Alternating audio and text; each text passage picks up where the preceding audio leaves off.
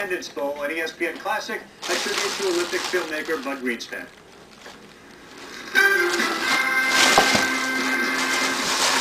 Monday Night Football, we got a great one in the NFC South at the Georgia Dome, matching up the Falcons up against the Saints. We'll get you ready as we're 2 hours away from a great matchup.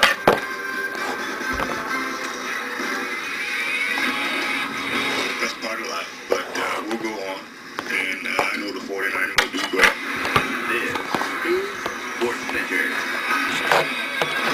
The Saints and Falcons line up in a Monday night showdown for NFC supremacy. Here why home field advantage is still in full for Matt Ryan and the Falcons. Good Lord, Vince Lombardi would be spinning in his grave. The Pennsylvania governor not happy about the postponement in play, and neither are Eagles fans. Why the delay may help the Vikings and hurt the Eagles. The Niners have seen enough why they let Mike Singletary go with 1 game to play. After another dismal showing his top call from the next to go. I'm out there liable to the Jets fans.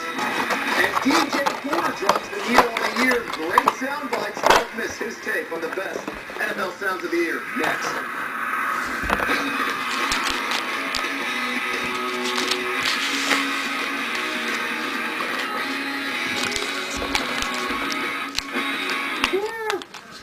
My goodness.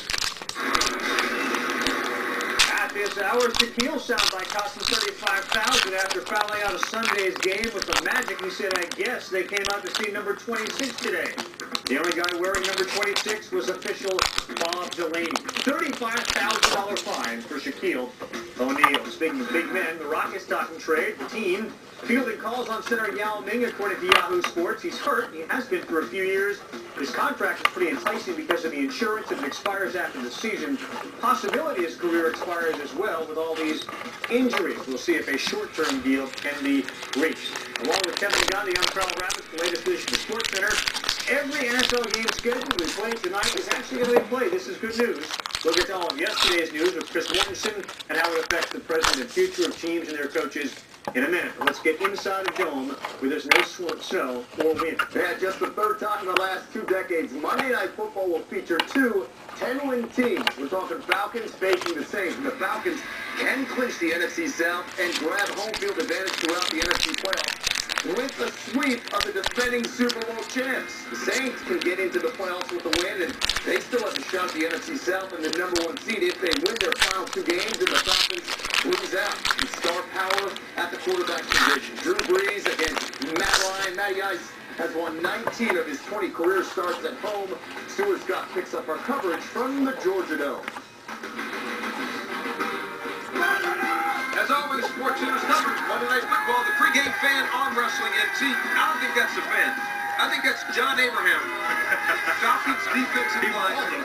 Like, you can't see his face. Just looks like, big old brother's like 6'4", 263. That's John Abraham. It must be. And it is no contest. Do they have to pick the smallest Saint fan? Like, let's walk around and find out if we can find a guy that's 110. Where are we, Steve? 5'8", about 110. Where are we? We're in Atlanta.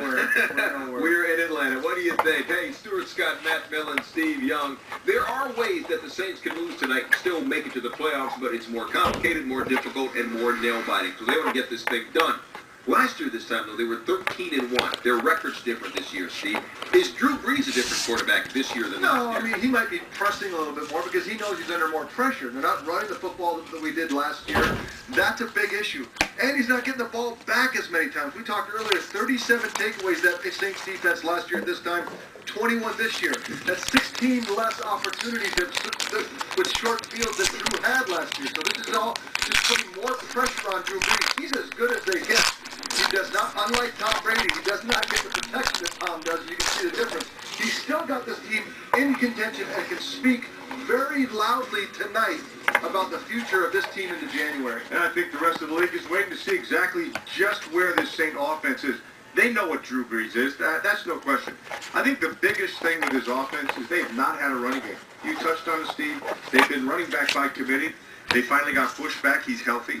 Ivory, who's been a good runner, he's nicked right now. So that is still a question mark. And I think a bigger piece is their offensive line. Whereas a year ago, they were protecting him pretty well. Right now, they're not as good as they were a year ago. And so I think more has been put on Breeze, like you said. Well, you said perceptionally around the league, this offense is not as devastatingly difficult to defense anymore. However, Breeze still is. He's been a one-man show. And however, Drew Brees is still doing what he does despite not being 13-1. Brees is still in the top 3 of the NFL in attempts, completion percentage, yards, and touchdown passes. That's just this year. Let's go back since Drew Brees joined the Saints as a free agent in 2006. He leads the NFL in completion percentage, passing yards, and touchdown passes. He also now has the franchise records, team career records in all 3 of those categories. No wonder why he's best friends with guys catching the ball.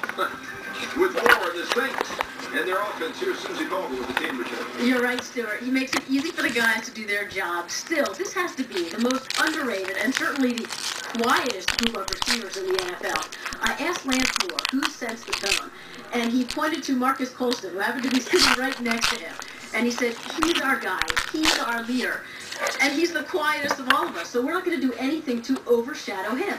He leads by example, which is perfect for this group because we're all so unselfish. We don't care about individual accolades. It's all about the team. And Breeze told me, this group is amazing because you know deep down they're all thinking, I really want the ball, but they never say it. They just go about their business.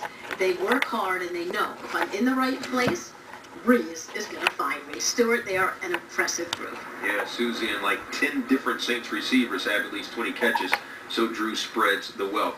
Hey, this just in to Sports Center here from Atlanta. The Seattle Seahawks in their win and your end game with the St. Louis Rams this weekend. We said